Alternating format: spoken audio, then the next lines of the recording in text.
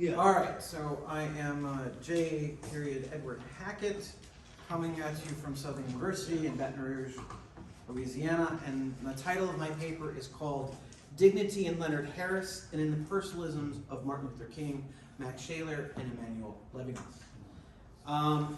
Okay, so at the outset, I want to claim some important convergences between Leonard Harris and myself. Though we differ philosophically about how to understand dignity, Harris and I share the same sympathies, or at least I think so. We both accept the existence of an anti-black world. It is systematically and institutionally racist, even in ways that we may not know implicitly, and that our attention to dignity in African American philosophy is an attempt to reckon with the problem of the color line, as Du Bois labeled it more than a century ago. Though I have never talked to him at length, I surmise that we might find the idea of racial integrationism appealing while skeptical. Maybe. Racial integrationism never happened as promised. We may agree that white society consistently pushed the goalpost of progress, undermining the efficacy of civil rights legislation. Both of us find the concept of dignity and ethics as a philosophical tool to affirming a response to a world that devalues black lives, no matter the ontology involved in deciding what racism is. Here, and I'm also referencing the concept of racism, an essentially contested concept of what you wrote in '98.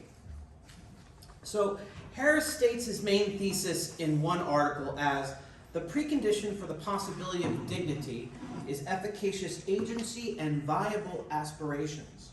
Unlike personalisms on hand in this essay, Harris argues that dignity is not a property of persons qua persons, nor is it justified through social practice due each person because of a person as a uniquely self-conscious being, nor is it a right. In this way, Harris is going against the grain, even though at other times what he describes about dignity can be described by the same personalism that I'm going to talk about today. So dignity, he states, is an inalienable good because it is a resource to help defeat forms of collective degradation and demeaning stereotypes, end quote. Needless to say, King, Scheler, and Levinas as personalists would all be resources that could seek to meet and overcome collective degradation and demeaning stereotypes of a racist anti-black world. The charitable question to pose to Harris's account are twofold. First, why does Harris avoid these perspectives? Right? And that could be a conversation itself. Second, does Harris's account of dignity surmount the defects he posits in philosophies like the personalisms on offer here in my article? So let's get more into his account. First, Harris claims that dignity is sortal. By that, Harris means dignity names a range of features that should be possessed by all beings of a kind. He regards dignity as a common denominator value, as Elaine Locke described. It's a value that's common to all cultures, considered a good. Harris draws an analogy to the way that Weiradu describes universal traits as the ability to see color or language use. Quote, a desire for dignity may be such a constitutive trait, end quote. Dignity is dynamic, even if common and a universal trait. And here, Harris regards the analogy as equalizing trait and value. Dignity is in some respect universal or plays a significant role that its appeal inhabits many context-dependent circumstances that one is not too sure if Harris regards it as pragmatically universal. Dignity's dynamism stems from the fact that it is sortal. Dignity's, quote, an expression by gestures and comportments are constantly shifting, and thereby dignity does not possess an essence to which all gestures and comportments of the sortal dignity are reducible. Somehow dignity is itself the sortal, but not in virtue of whatever a thing is. Here's our first problem. To say that something is a sortal is to indicate an answer to the ontological question, what type of thing is it? The term sortal was first introduced by John Locke in 1690. P.F. Strawson discusses it in 1959, and some have taken the notion of a sortal to be what Aristotle intended with the term secondary substance. The point is that many have interpreted the nature of sortals from Locke in the 17th century, not to be confused with Leonard, right? That the notion is brought in line to many people's philosophical commitments. It adds nothing to clarity given the nature of the term and how many different variations the term possesses. Instead, dignity is akin to the Latin intus, meaning non-comparable. In other words, dignity seems appealing in its own right, though it manifests in context and there are no other things apart from it to understand it by, apart from the desire for dignity by oppressed people. You sure Alan Locke didn't say that? I'm just messing with So there are the only, I wouldn't mention Locke at this workshop other than this, right? So, there are two caveats in dignity being sorted. First, Harris won't consider dignity as a right and a juridical necessity as the concrete safeguard to its worldly reality. This caveat is understandable. Though dignity is in some way codified in the laws and treaties like the U.S. Constitution or the United Nations Declaration of Human Rights, the fact that sentience may be enough to possess the right before the law, juridical proceedings have also failed constantly in American history to be a guarantor of its existence, like, for example, the Dred Scott case. Second, dignity is not an intrinsic, mysterious property of persons, but rather dignity is a desire. It's a desire for recognition in the social historical fact that blacks in the United States have been denied in chattel slavery. For this reason, it's understandable that Harris's argument no longer looks to deontologically based rights theory that should apply to all, given that rights are rarely applied to people like him or his ancestors. A desire for having the status of dignity reflects too many contingent forces for the dearth of having such status, or that this permanent moral order, which he regards as mysterious, exists despite it never being reliably applied. There are no gestures and comportments invariably conveying dignity status, nor conveying the idea of persons as worthy, independent of status. In this way, Harris ignores the phenomenological givenness of persons as a central datum of theorizing about dignity. And instead, dignity exists for Harris as, quote, a function of the conditions that make possible well-being, quote. Well-being implies a social and political order of concrete conditions that satisfy the desire to possess dignity. The problem is what Harris claims about well-being is comparable with the ultimacy of a person's value that rights and the state should enforce to make well-being more prevalent. By denying dignity in the individual, Harris elevates the communal concrete conditions over the phenomenologically given person, and yet sympathetically and following Harris, one might accuse someone like Levinas of favoring the phenomenological givenness of the person over and against the communal conditions of relations in which community persists. And this is a critique I have of Levinas too, right? I think it's pretty solid. Levinas's appeal to the notion of the third politically is an admission of the problem that personalism has no theory of politics or the state, right? Notable shortcoming. Harris' work gets half the problem right, and one reason I think he's skeptical of moral suasionism in general, consider his words. And this is from one of the articles that he had sent us, right? Moral suasionists believe that the power of moral argument, particularly arguments that emphasize Christian moral requirements, could persuade persons to radically change their behavior, either directly or through general social pressure. It was often believed that profit, personal power over others, and privileges gained by whites from slavery might be relinquished with the aid of moral persuasion. Harris might view, I don't know, I say might view, King's personalism as a Christian moral requirement and an optimistic belief in the redemption of all. For the personalist, the infinite dignity of persons is a condition for ethical theorizing, and no separation between personal ethics and political philosophy should be maintained. In this way, the personalists are uncompromisingly rigid in that one's ethics informs one's politics and one's politics is reflected in one's ethics, or to put it more bluntly, the infinite dignity of persons that should mediate interpersonal ethical relations between individuals should mediate our politics. The person is always a person in community, and thus dignity should operate on two levels. One, the concrete communal conditions where Harris locates it as a function of social conditions, and two, the individual level that is at the heart of phenomenological personalism and Boston personalism.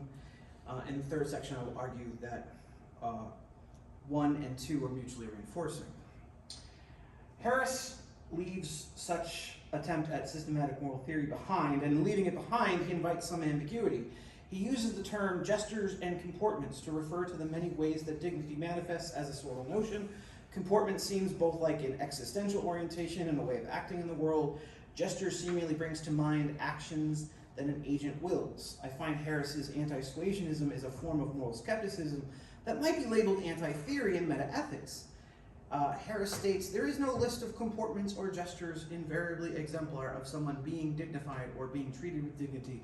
This is because dignity as a status is always conditional, contextual, and transient. In this way, there could never be any moral theory, since most, if not all, moral theories rely on some type of ontology of moral properties to persist through time, and that value language expresses or refers to, often in a trans-contextual way. For example, the utilitarian claims that actions that cause pain exhibit wrong-making properties, and so torture is always wrong for the pain it produces and its lack of achieving consistent results, since victims of torture will say anything to make it stop. Harris's anti-theory can be seen in how he regards other attempts at theorizing dignity. For him, a person cannot derive the moral law from inherent qualities mapped to gestures people make, nor does the nature of being a person constitute a set of committed duties that map onto the social historical realities of a dynamically unfolding life form. Harris's anti-theoretical stance denies the role the phenomenological given or the rational ontology of personalism play in the concept of dignity and ethics more generally. Thus, one should not reason about dignity as such like a Kantian personalist or phenomenological ethicist, even though I'm doing just that. Right? Harris argues, quote, "There is no single form of dignity of which a gesture or comportment is an invariable representation. Consequently, gestures or comportments convey dignity as defined by a given social context," end quote. Harris gives the power of dignity completely over to context, or at least it seems so, and how others in that context define dignity's operation. By focusing on dignity as a context-dependent notion, Harris actively ignores the phenomenological goodness of the other, the person, that reinforces the level he ultimately desires as the sole basis for dignity. Which I guess is kind of like motivating the argument, right, in a critical way. Clearly, there are cases where we have denied others dignity, and there are a few areas where we have improved dignity, but not as much as denying it, right? So dignity is a substantive good we desire as present across cultures. I take Harris in good faith. We can be pluralist about dignity itself, but in all the ways we organize our interpersonal relationships and concrete conditions that generates cultural pluralism about concrete applications of what dignity is.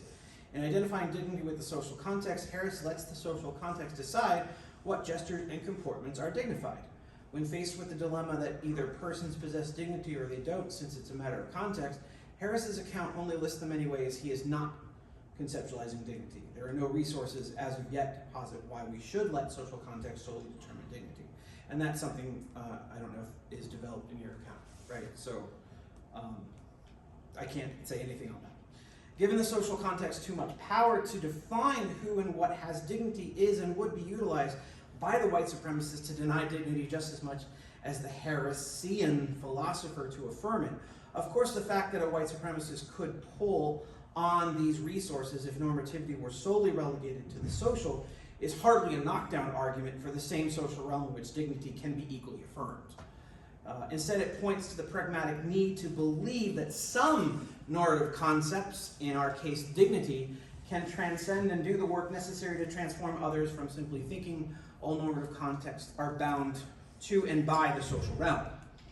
If persons possess infinite dignity, then there is no social or finite context that races may inhabit to deprive what is infinite about persons. And that's kind of like the motivating feature of what I'm doing here, right? So when Harris claims that dignity is a pragmatic good, I think he applies pragmatism in the wrong place.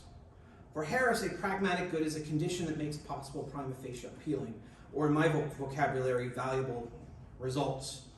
These results are achieved by gestures and comportments of courts and government institutions, but more importantly, and what is at the basis of my disagreement, is that dignity works within the social realm, but is not bound by it. These comportments and gestures are all mere means to an end, an intrinsic sense of worth, value, and dignity. In Harris's thought, if that's so, then pragmatic goods are the deliverance of an intrinsic property that seems to be aimed at and realized. It is a state of affairs about how persons find themselves in a context where dignified conditions obtain to realize an intrinsic sense of worth, value, or dignity beyond the confines of where Harris locates these resources in the social realm.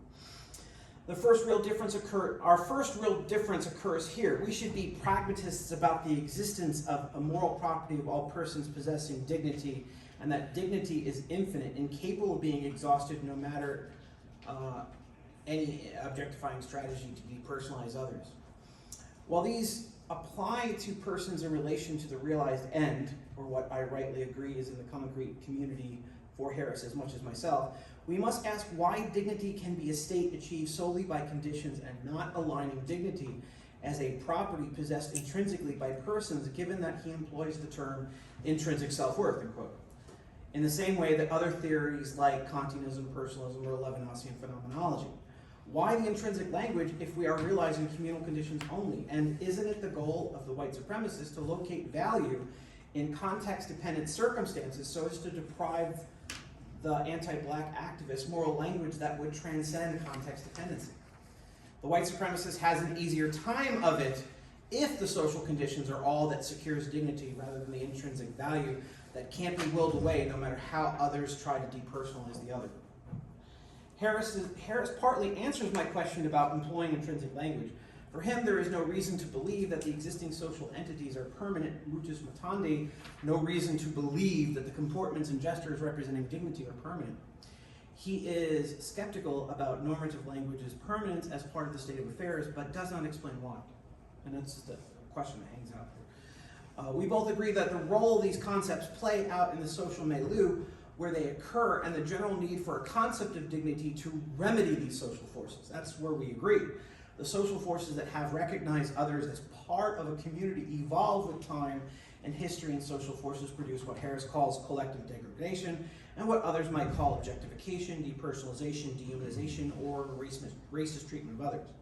For Harris, collective degradation employs the use of vicious stereotypes by categorizing persons as natural kinds with degrading traits.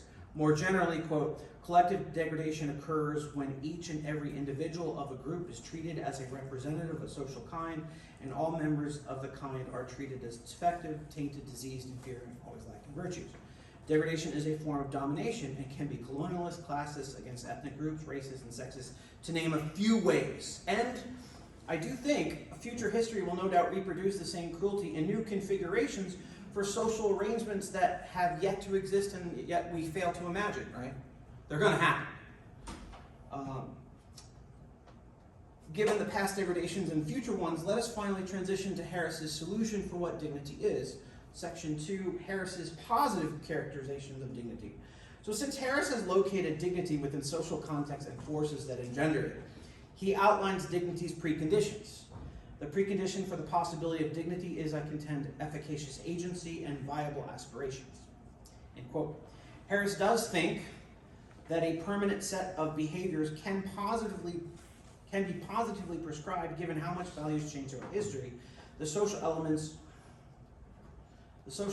are contingent and context dependent. There's no kingdom of ends that all persons are trying to create within time, nor presumably is there some overarching meaningful telos that governs all human activity. We both agree on that.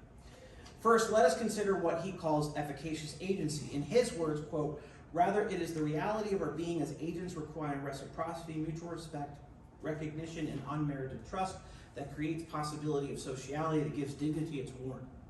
Here, Harris does not explain what he means by these traits of efficacious agency, so I should be honest how I interpret them.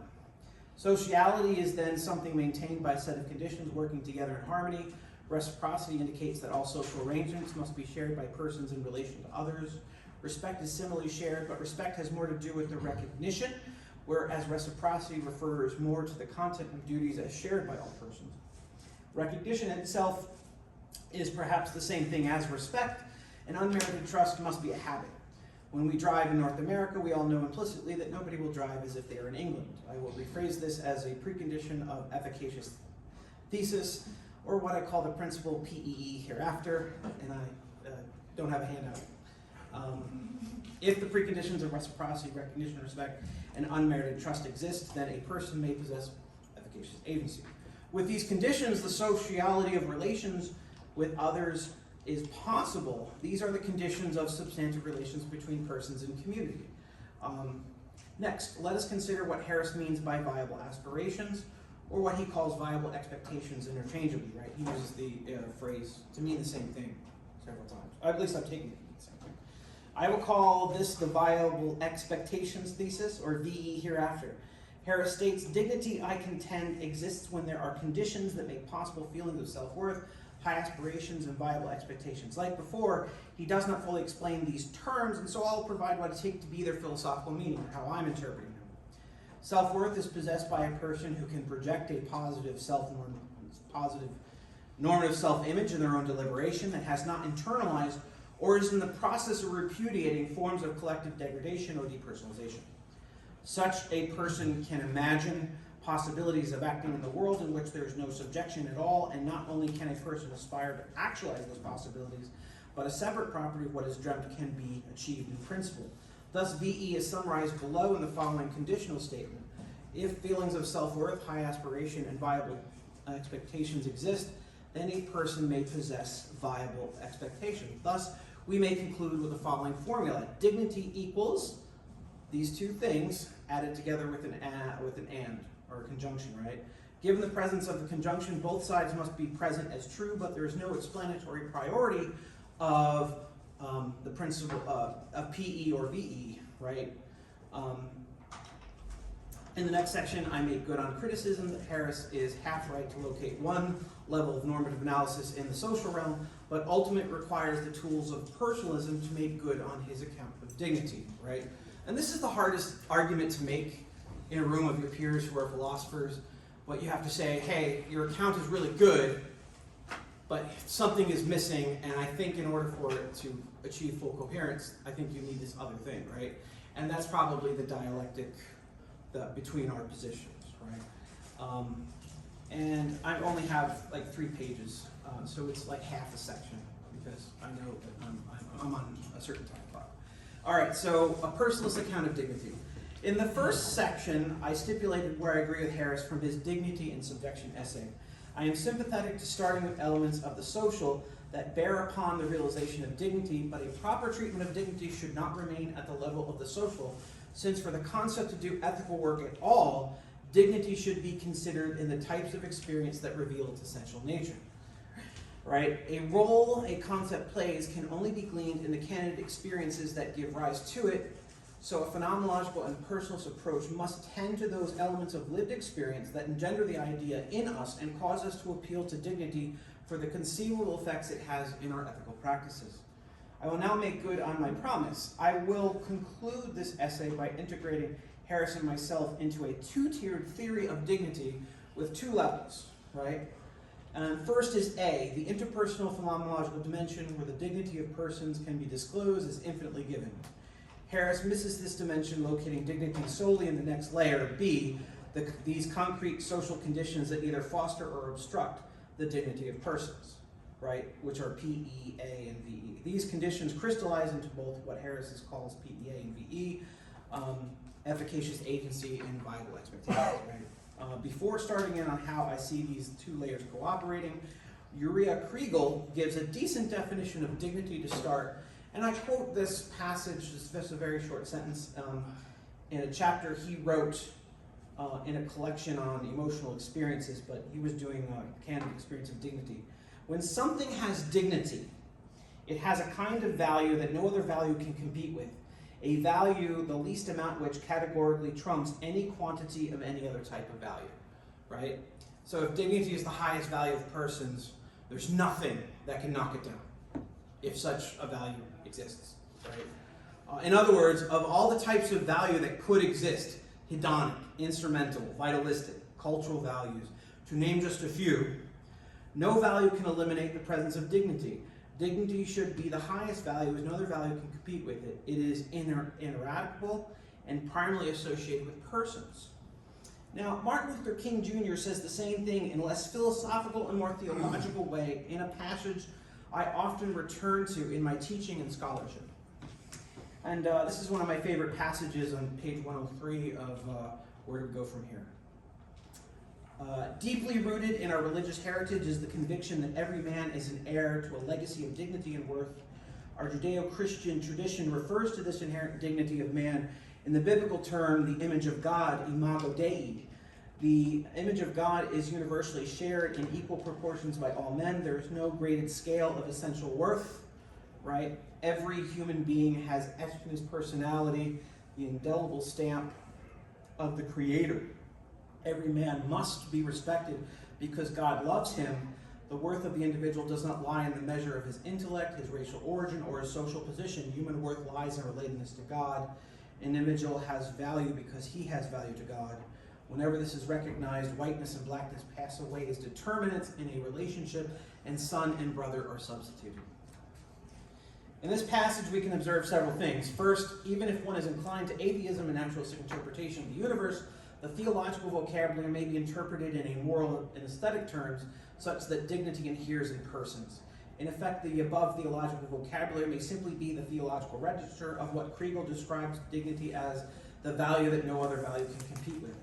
It's a type of value that's absolute, and since the divine loves every person infinitely, it is implied that dignity is the highest value that nothing can trump. So a person who should respect and love another in the same way, God loves all infinitely. Such dignity has nothing to do with person's capacities, racial origin, or social position, and if we were to broaden the criteria in a spirit of King's thinking, any contingent property of one's socio-historic identity and position, even in future configuration, has no bearing upon the value of dignity, right? So even if we come up with other ways to be hateful towards other human beings and say we get past race, right? I do believe that we're gonna hate people with one blue eye and one purple eye or something like that, right? Well, we would do that. I'm cynical enough about human beings that we would. This personalist reading is defended by myself and our recently deceased Rufus Burrow. I will not go into a lengthy, deep defense of this interpretation of King's ethics, as I have already done, but instead will rely on points of brevity that Burrow explains in his God and Human Dignity. King in personalism may refer to 5 propositions. Reality is personal, persons are the highest intrinsic values, reality is social, an objective moral order exists at the foundation of the universe, and 5, we need to protest social injustice and to work for the establishment of a community of love. In this passage, we see that persons are the highest intrinsic values. Both God and human beings are persons, and a moral order exists at the foundation of the universe that sustains this highest value in every moment, such that dignity as a moral property of all persons is eternal. It cannot be shed as one sheds clothing like a uniform, but instead is constitutive of being a person. By contrast, if one is a theist, then a person's dignity is enshrined in the universe as a moral law, sustained by God as the source, conserver, and preserver of the moral law. To put it more frankly, in Kingian terms, an unjust law is a code that is out of harmony with the moral law. An unjust law is a human law that is not rooted in the eternal and natural law. Any law that uplifts human personality is just. Any law that degrades human personality is unjust. Human personality possesses dignity. That's the only way these passages from King's letter from Birmingham jail make sense. Dignity is illimitable in all persons. Also, a page later, he has he replicates this Martin Buber quote all the time, right? As a form of dialogical personalism. On a functional level, there's no difference between the work neither theist nor atheist wish dignity does. To put that another way, the only difference from naturalistic and atheist position is the absolute value of persons functions to create habits of moral conduct as if they were true.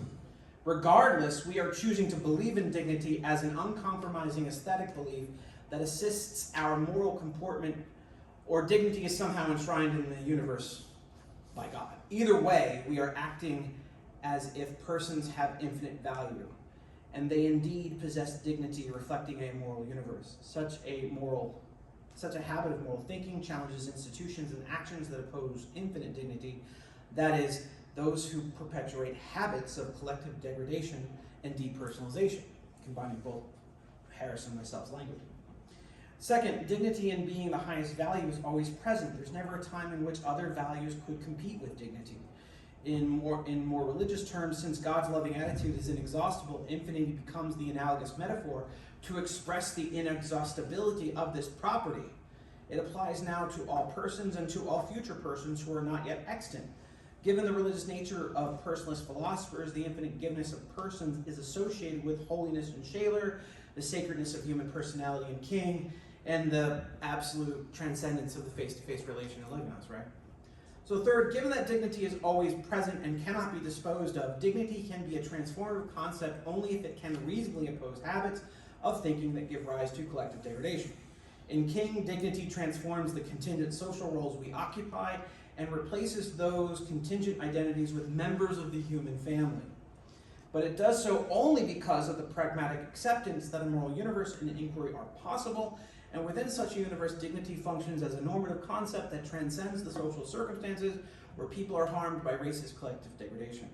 The exigent needs of the social are where Harris locates the start of seeking out dignity, but the role the normative concept plays is one that must oppose and reconfigure the starting point of the exigent need for those denied dignity and whose oppression and domination rely upon depersonalization. And so I'm going to stop my essay right there.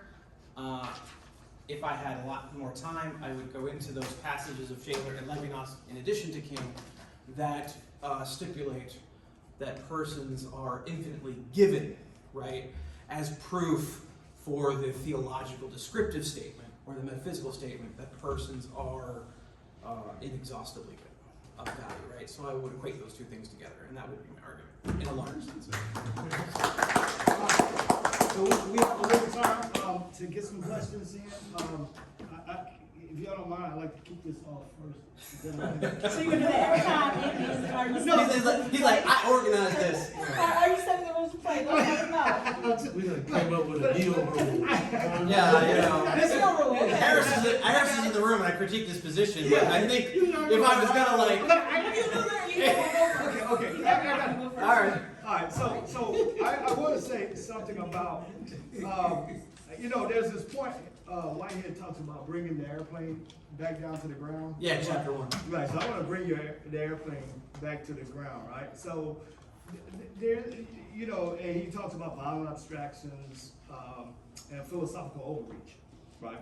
And so I do want to kind of say, man, some of the stuff a lot of the stuff I can agree with, but I do want to push back on.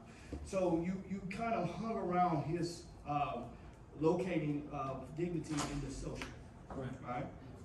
And there seemed to be a need for you to kind of pull out and say what dignity is, right? And in some ways, I want to say that you formed a violent abstraction, right? Mm-hmm. You separated something from just regular old being human that I'm not sure that can be separated in that sense, or at least the way in which you've separated that you needed this other thing outside of that we can't really speak to, or it's not real in the sense that we can say, well, where is that? Right? It's almost like a Rawlsian kind of justice. Well, where is Rawlsian justice? I don't know. I don't think so. I think So yeah, I would like for you to speak more to that. so I'm going to push back to your pushback. Yeah. Right?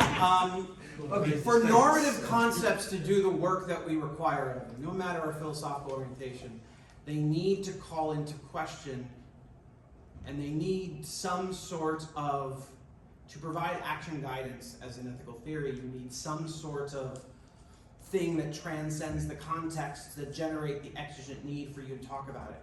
Because you're desiring this category of dignity, usually applied to persons, right? And I know that I'm a deontologist. I don't know if Harris has any, I don't know if you have any particular normative theory articulation, right? And this is probably where we're in disagreement, right? But the concept of dignity needs to transcend the context in which it's generated for it to do the work that we need it to do. Okay. Right? So like I don't think that that's a violent abstraction. Yeah. That's just a necessity of what it is to employ evaluative language or to do ethics. Well, On a very general level. What Leonard was saying this, but I would like to hear Leonard say just a word or two on this. I think it's necessary now. No, not necessary. Thanks for the paper. Yes, we do disagree about some things, and yes, we agree about some things. Yeah. No personals, but not right. Yes, they both we do extremely important in that regard. Yeah. But we don't both think that we free a universe to do the work. And I love the way you presented the conditions of importance, and where I have not fleshed out some concepts. And honestly, when I said I take them to be this, it's only for the purposes of transparency for being in the workshop. No. But yeah, we do disagree about what counts as infinite givenness, what that could mean. But yeah, so that's definitely a problem. But preconditions are many of which you spoke of, which is great. But there are some other preconditions.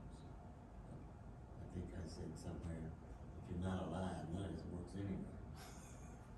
That's a materialist condition. Yeah. That's, got nothing to do with values. That's a precondition prior to any of the rest of his desires. So yeah, go ahead. I think Jacoby back in the back has a question. If you will humor me, I'm gonna read at you for a little bit. When the two Negroes were captured, they were tied to trees while the funeral pyres were being prepared. They were forced to suffer the most fiendish tortures. The blacks were first to cord out their hands while one finger at a time was chopped off. The fingers were distributed as souvenirs. The ears of the murderers were cut off. Hobart was beaten severely. His skull was fractured and one of his eyes knocked out with a stick hung by a shred from the socket. I'll stop there. I'd like for you to explain in your account in what sense either of the human beings that are suffering that fate are dignified. Well, the people who are the victims of that heinous crime possess dignity prior to those actions being performed on them. And why? Can I stop you there? If your conception of dignity that floats above actual existential situations is ineffectual in causing any change in behavior with regard to those folks, how useful, even in a moral sense, is that conception of dignity? Are you asking a pragmatist how useful their concepts are? I'm asking a pragmatist particularly, how Yeah. useful is a concept that is not itself derived and returnable to experience? I think it is returnable to experience. Then by all means, I'd like the account of what sense And their dignity. was that Du Bois' Black Reconstruction, 1934? No, that's Harris. Oh, that was Harris. Okay. So,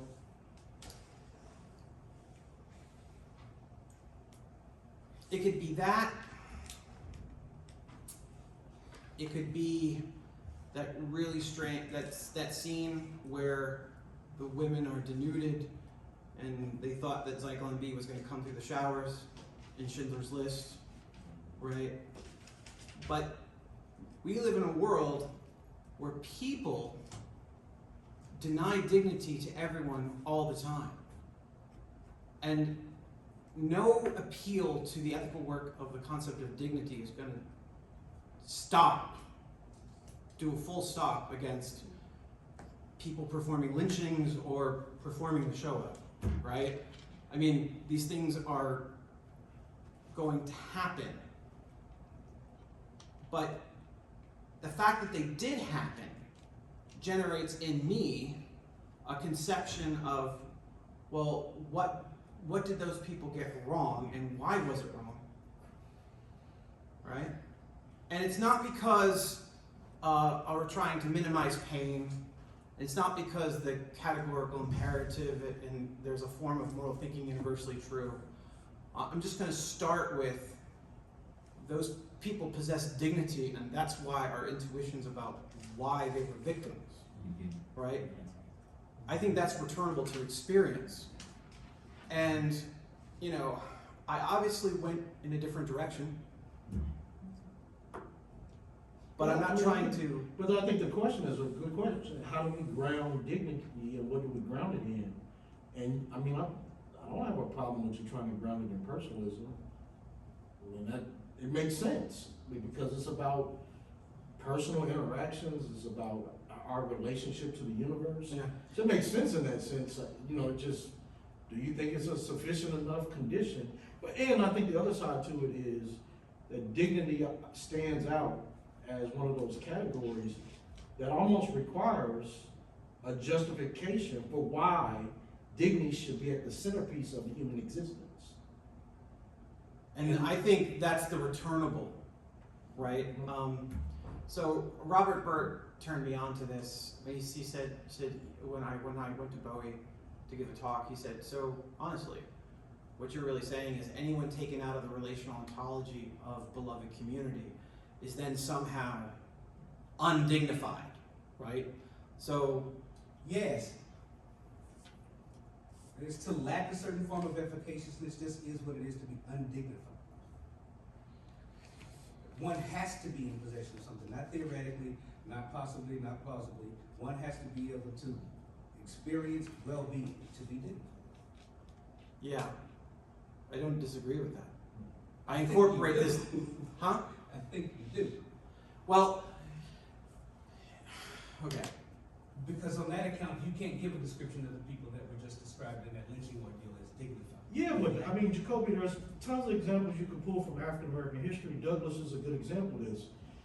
Douglas, if you read his autobiographies, he's written 3. One of the consistent elements he talks about is the beating of his Aunt Hester. But the way that Douglas writes about the beating of Aunt Hester, he talks about her dignity in terms of the beating that she took. So she exhibited dignity. When we look at Douglas fighting against the overseer, we all read that as, look, Douglas has dignity. Why? Because he beat the overseer. And the overseer didn't mess with him anymore. So there's clear instances throughout world history, African American history, where even in the context of the most horrible crimes of humanity, people still exhibit dignity. I don't disagree. Do you think that? But I think you can't, you need a certain conception of dignity. Sure. The one I think Harris has that gives you it. Because notice some things about what you said. Right? Douglas's aunt is understandable as possessing dignity from a certain standpoint. What Harris wants to call it the stemming, right? That is, one has to already be in a position to bring to bear a conception about the possibility or potential of that person to be seen in a dignified way.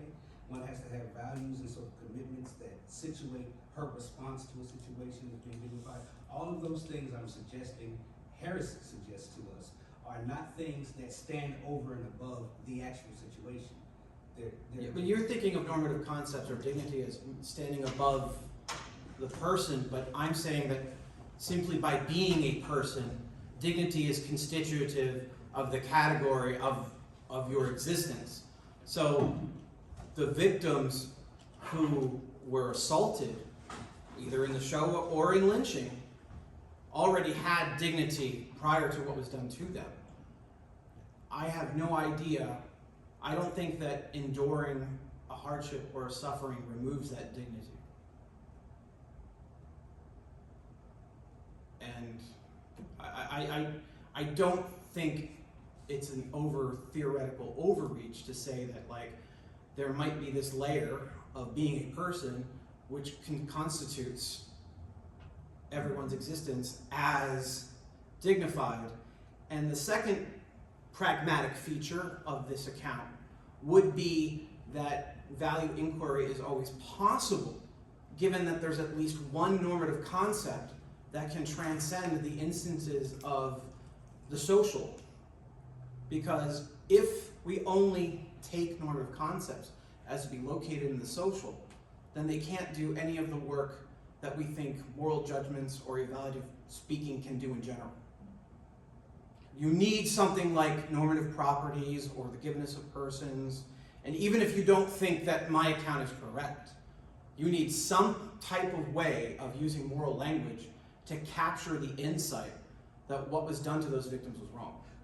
Yes. So, and I hear the slight pushback again, but all I'm saying You is put $20 up this time, or you just put $30? we should just be careful. It's the same kind of argument that Scheler is saying when he's talking to physicists and things of this nature, that remember, we're still using the symbols in which we have made at a particular moment, right?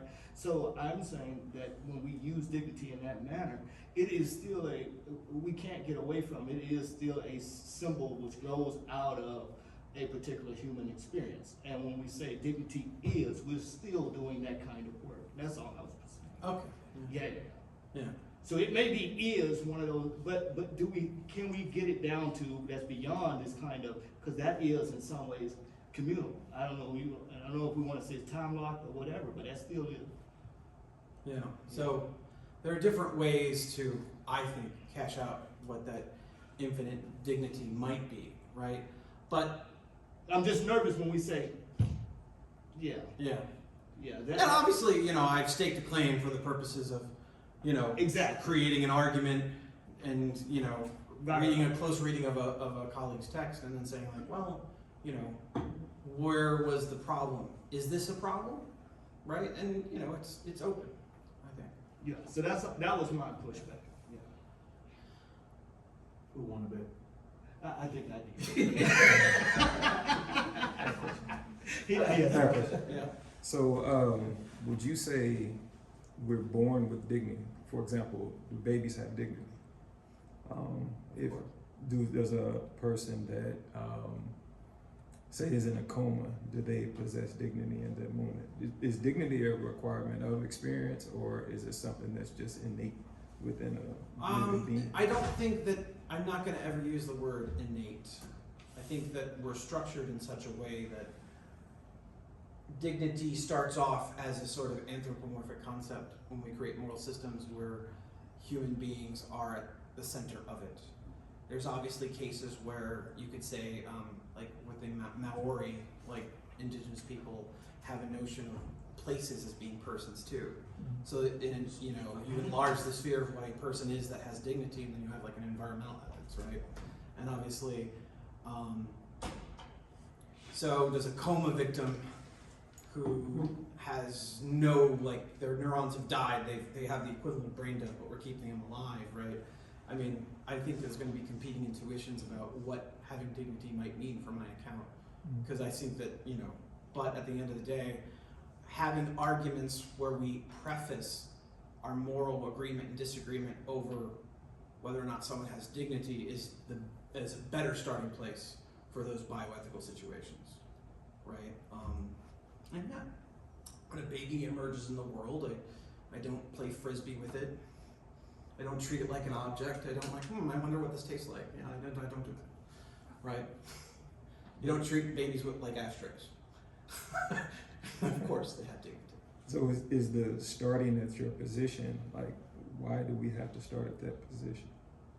I know you gave an example. Not Right. Well, I think that we but need to start with why? this position because it has been at the forefront of every single thinker that I've studied, and I wrote my dissertation on a personalist. Right. So I've been trying to figure out exactly what this means.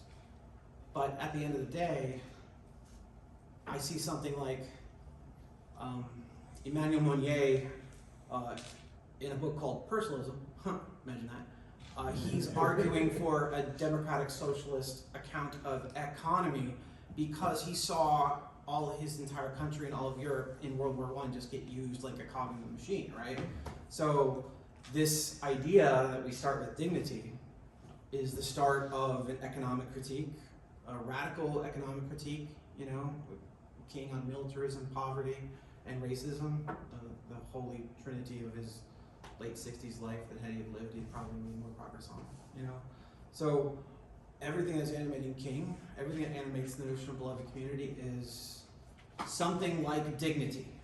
Now, what is the concept? Here is an attempt at wrestling, right? Am I wrong? Yeah. Right? So,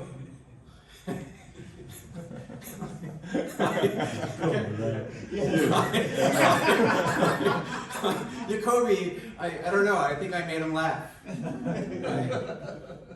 All right. So, Okay, so we're getting close on time, so is there anything that he can answer pretty quickly? Okay, we don't start the next one until, We done with this? yeah. Okay. well, thank you. This,